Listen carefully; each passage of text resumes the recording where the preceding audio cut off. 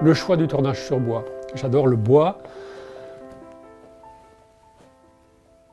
J'adore le bois. J'ai été artisan au départ, je faisais du jouet. Et il me fallait des pièces pour tourner que j'étais obligé d'acheter dans le Jura pour réaliser mes jouets.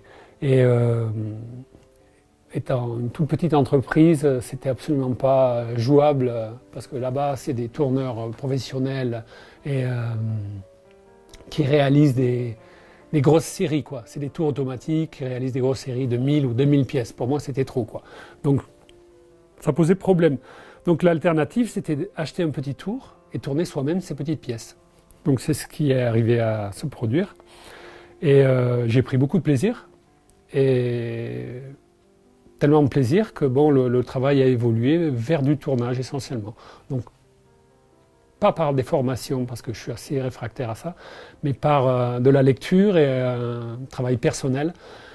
Je suis devenu tourneur, en tout cas jusqu'à ce niveau-là. Maintenant, depuis une trentaine d'années.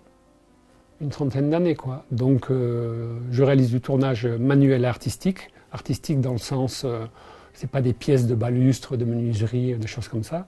C'est des pièces décoratives, des plats, des pieds de lampe, des bols, tout un tas de choses. Et il y a au moins 80% de bois local. Et quand je dis local, c'est la commune pour 60%.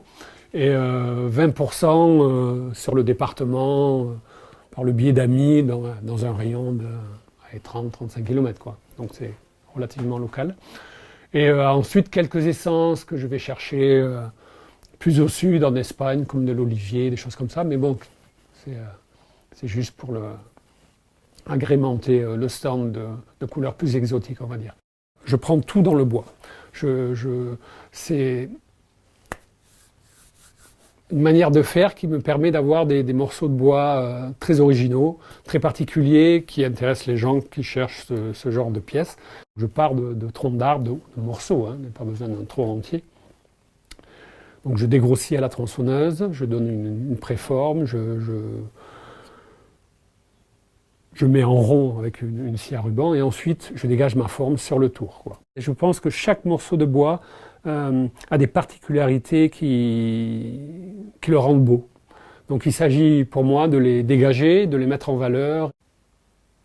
Ce choix de vie aussi qui me rapproche de la nature, donc qui est essentiel pour moi. J'ai besoin de beaucoup de calme, de tranquillité, donc ça me permet de travailler à la campagne, dans des endroits choisis et bénéfiques pour nous. Ça marche avec tout un tas de choses qui tournent autour de la nature, on va dire. Avant, j'étais dans les Pyrénées-Orientales, du côté de Perpignan, et c'était un changement de vie, on va dire, de direction, de travail et de vie. Je me suis installé en Ariège, et maintenant, à Mans en particulier, bon, un petit peu ailleurs pendant une année, mais à Mans, là, maintenant, 18 ans, on va dire, à la fin de l'été. Ça fera donc 18 ans. Donc c'est quasiment mon village d'adoption des Pyrénées. Et c'est un endroit très sympa. Pas mal d'arbres, un certain isolement, mais pas complètement perdu dans la montagne. Je m'y sens bien. Voilà. C'est une recherche de quelque chose aussi dans la vie, quoi. Tout tourne autour du même sujet. Le travail ne peut pas s'isoler du reste du sujet de la vie, quoi. C'est un choix de vie. De vivre d'une autre façon, un peu à l'écart, mais tout en étant quand même intégré dans la société. Dans la nature, on a fait notre maison, notre atelier nous-mêmes, on fait notre jardin, tout ça, ça a un sens. Par rapport à la planète, tout ce qui s'y passe, c'est un choix. C'est un choix. Pas forcément judicieux économiquement, mais suffisamment quand même pour continuer